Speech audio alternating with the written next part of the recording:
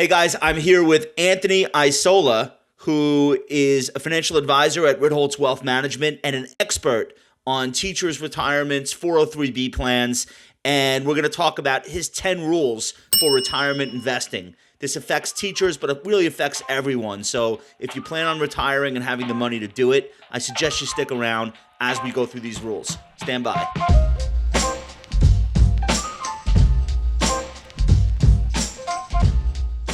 All right, Tony, let's go through these rules. I'm going to read them to you, and I want you to react.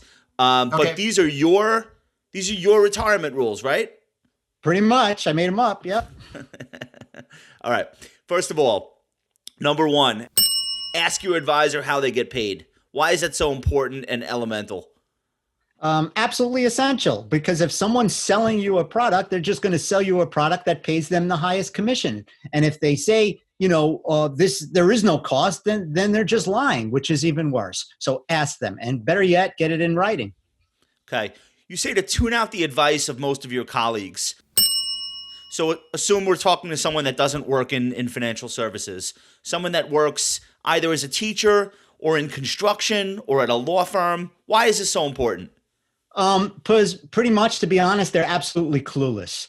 And the only thing they care about is if the person's nice to them. And a salesperson is trained to be nice. So if you ask them, it's pretty much a death sentence for your portfolio, because they're going to say, oh, go to my guy. He's a nice guy. And they're paying, 4% for an annuity. Right. So in the case of a teacher, that could be the insurance broker that lounges around in the faculty lounge, handing out business cards and bringing donuts. Exactly. Okay.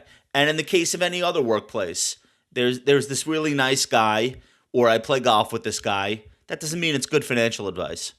No, it's like, what? You're going to find somebody that you're going to hate to sell you products? Of course he's nice. I mean, it's a ridiculous assumption on their part, but it's human nature. They understand, psychology, and they just play people, Right. Avoid scare tactics, number 3. Yeah, I mean, someone's going to come in and say, the market's going to collapse. Oh, your index fund owns Neiman Marcus. Do you understand that? It just declared bankruptcy. You better buy this fixed annuity and earn 2% for the rest of your life when inflation's 3%. Great plan. Yeah, I feel like 2/3 of the investors I've met in my life, I mean, I'm making up that statistic, but that's my guess. 2/3 were motivated by the fear of something bad happening in making financial decisions, and then the other third are more greed-motivated investors. If someone says, I'm very conservative, it's almost like they're telling you exactly how to sell them. And what they're saying is, sell me with fear. Exactly. And they know, teachers, let's be honest, they're not like Google entrepreneurs. They became a teacher because they have a certain, mindset towards things. They like tenure, they like security. So, you're selling them a conservative investment, quite frankly, is really easy. Or selling them an investment predicated on the idea that any other investment they might conceivably consider is too risky for them. Absolutely. That's right. And they take advantage of that fact. Right. So they'd prefer a 4% guarantee as opposed to the potential to make 8 or 9%. And the way that you get them to accept that 4% guarantee is by telling them how fraught with peril the road toward trying to average 8 or 9%, which is what a stock market investment has done historically. Right. And they have no concept of, the damaging effects of inflation, how that could ravage your portfolio. So that is never brought into. It's so true. Like we have friends that are teachers. We're friendly with some couples where both the husband and the wife are teachers, and they'll talk about the guaranteed 5% they've been raking in over the last 10 years. Yeah. And like, not to one up anyone, but I'll just be like, all right, but the S&P 500 in the 2010s decade, it just finished 10 years compounding at 13.5%. So it wasn't guaranteed, but like you did way better taking the risk. Yeah. And I might take the under on the 5% too. Well, right. That's a whole other discussion. Number 4, ignore the free pizza. I love this. Talk about it. Yeah, I mean that's it. Here, come in. You're sitting there eating your tater tots with a spork, and this guy comes in and says, here's some pizza, here's some donuts. Of course, hey, that's great. Now the laws are to be reciprocal to a relationship. It's human psychology. He did something nice for me. Now I'm going to give him my $100,000 403b, pay 3%, and pay him $3,000 for that slice of pizza. Great move. Yeah, people like get uncomfortable not reciprocating. It's like a social cue that becomes instinctive. I don't like, and it's so obvious from the outside looking in, but when you're in the moment, somebody does something nice for you, you'll at least listen to what they have to say. Yeah, and let's be honest, teachers are like usually super nice people. So they're going to go overboard on it too. You do something nice for them, they're really going to go out of their way.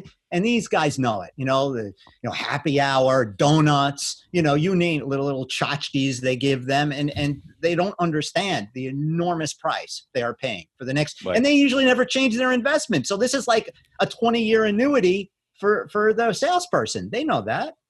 Right. So let's get into the salesperson. Beware the guy lurking in the teacher's lounge. This applies to all investors. There's always somebody lurking at the country club, at the synagogue, or the church. There's always somebody hanging out who's there and he's on the move, or she's on the move. Yeah, it's like in Seinfeld, that episode with Elaine said, the lurker, the guy that stood by the desk. That's what this guy is like. Let's think about it. If they really had the secret sauce, would they be hanging out in the teacher's lounge, like to sell you these investments? If they were that great, like sometimes people just lack, common sense. I would think there'd be other clientele that they would, not to insult teachers, but if this was such a great thing, they could probably sell it to institutions and other types of, very large, money, amounts of money, So here is the moment where it's really important, though. And I know you do this all the time, where we draw the distinction between the person and the system they're in. If you got a job and you were trained to do this, it's not because you're a bad person. It's the compensation system that you're in, unfortunately. And I spent 10 years as a retail broker cold calling, so you don't have to tell me about flawed incentives and being trying to be a good person in a bad system. So it's never about the guy or the girl. It's about the system. Bad incentives equal bad behavior, iron law of finance. And, right. A lot of these people, I've had people reach out to me and said, look, when I worked there, I was not going to get my health insurance that month if I didn't reach a quota. So what do you want from these people? They're putting in I actually feel bad for many of them. They're young. They tell them you're going to be a financial planner and do all these great things with people, and then they just send them into schools to sell horrible products. So yeah, and the other aspect of that is when you're young, without getting into specific names, but the names of these big insurance companies and asset management firms, they're like, these are companies that sponsor golf tournaments. So when you tell your dad or your mom, hey, I just got a job at blank, they say, oh, I know that company. So it's really, really hard to get a foothold in that industry and then just give it up because, I feel like you get drawn in by degrees. Number 6, protect your outside investments. Oh yeah, this is the worst, because what they'll do is once they figure out, okay, here's a sucker, I could sell them this tax deferred product in their tax deferred 403b, they'll believe anything. So, your husband has a rollover IRA. Oh, you need some insurance? Why not get that whole life policy? Sure, it'll pay you $100,000. You'll pay me $4,000 a year, and that'll cover 9 months after of insurance. So that's just a great plan for you, also. So They literally, like a virus, they will infect all the other accounts and many times it'll be the same. We've seen people where there'll be a 25-year-old teacher, a 50-year-old, a 60-year-old. They all have the same annuity. How is that? How could you all have the same product? Well, I guess that was the product of the month that needed to be pushed. So everyone ends up with the same product in all these different accounts. Right. In other words, that was the annuity that bought the steak dinner that month, or or the best golf trip or whatever. All right. don't assume your pension is enough. This applies to nurses, teachers, firefighters, like all kinds of people who are reliant in some respect on a pension in addition to their private retirement assets. Can you talk about that? Yeah, two things. Number one, inflation, right? The pensions are not indexed to inflation. So in 20 years, and if a teacher could retire at 55, now they're 75, their pension is worth 50% less. That's number one. Number two, we obviously have a Hold problem. on, back up. Nominally, they're getting Yes. what they were promised. The problem is the cost of everything has doubled. Yep. Their purchasing power has not kept pace with that reality. And when you consider the longevity of our lives now, even versus the 70s and 80s, like people are living longer, and so that purchasing power issue is even more important than ever. Right. Do the math. 50,000 pension, 20 years, it's 25,000 of purchasing power. 20 years after that, it's 12,500 of purchasing power, right? Maybe not going to finance your retirement. Number two, with all that's going on in the world, obviously a lot of municipalities are in big trouble. And to rely on a pension 30 years from now, especially for new teachers, and you have to work 30 years, by the way, to get that full pension, I don't think is a good gamble at this point. All right, so the pension's not going to be enough. Number 8, seek out the lowest cost option.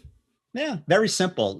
Most schools will have 10 to 15 options, and usually there's one or two on there that are decent, and that could be Vanguard, that could be Aspire. There's a few others, but for the most part, find out the lowest cost option. If you do that, it's going to put yourself way ahead of the game. And if there isn't a low cost option, guess what? You could ask for one or open up an account, at Vanguard or something and do a Roth IRA or a regular IRA if you're only going to put, $5,000 or $6,000 in anyway. It's better than putting it in something where you're not going to get a match and have to pay 3% for. Yeah, there's like a thing in the American psyche where we just automatically assume all choice is good. But the academic literature makes it very clear that increasing choice infinitely actually leads to people making worse decisions. It's not better for there to be 15 versions. It would be better if there were 3 to 5 versions and they were all decent. But that's just not the reality. And that's actually the argument always used to include all of these things is that, well, it's choice. How can choice be bad? Dude, choice can be very bad. All right. Nice guys may not give the best advice. Talk about the cardinal rule of salesmanship is likability and how that plays into people making financial decisions.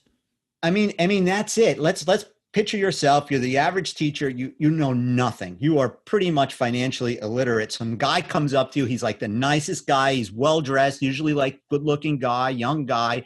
Comes up, starts complimenting me, in you. other words. Yeah, like you. Somebody like that comes in, but you have better hair. But anyway, they'll come in and they'll say, you're dressed well today. Wow, look at your classroom. It's so neat.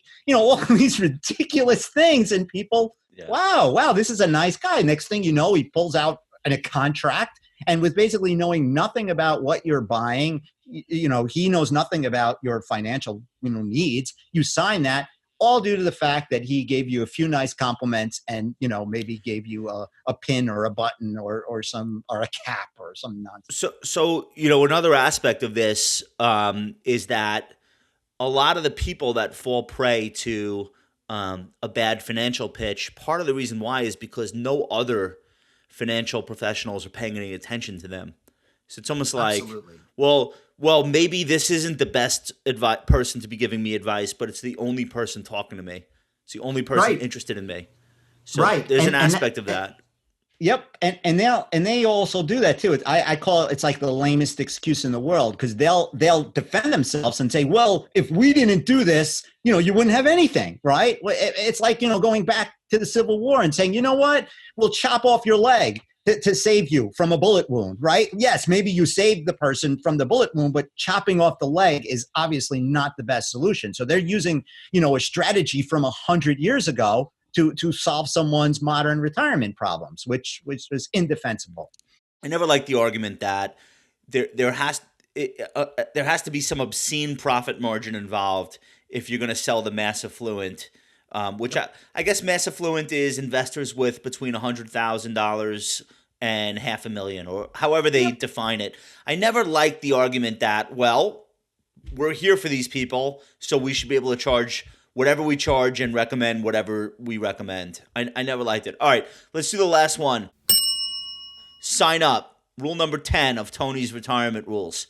You say 30% of teachers participate in their school plans, which is very low. I think the number nationally of workers who have a 401k plan and actually contribute to it, even that I think is only 50%. Is that right? Yeah, I think it's probably maybe a little higher. I think it's basically double. It's double what teachers do. And obviously a pension is a part of that, because most private employees don't have a pension, but still, sign up. Once you follow these rules, if you find the lowest cost option and hopefully find an advisor, a fiduciary advisor, then you really need to sign up, because all of these rules are useless, right? They're completely useless if you don't start saving for your retirement. So obviously that's what I had to put for the last one.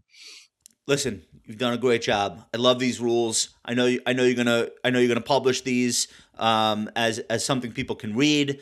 I want people to watch this. I want people to share this. And the last thing I'll say is, if you are an educator, a teacher, someone with a 403B as an option, whether you're taking advantage of it currently or not, if you're looking for someone to speak with, this is the guy, Anthony Isola.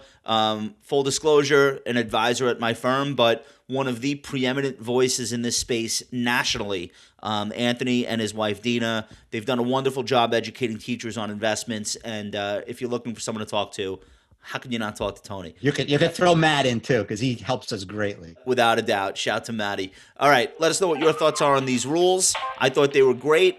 Go ahead and like the channel if you haven't already. Like this video, subscribe to the channel, and we will be back.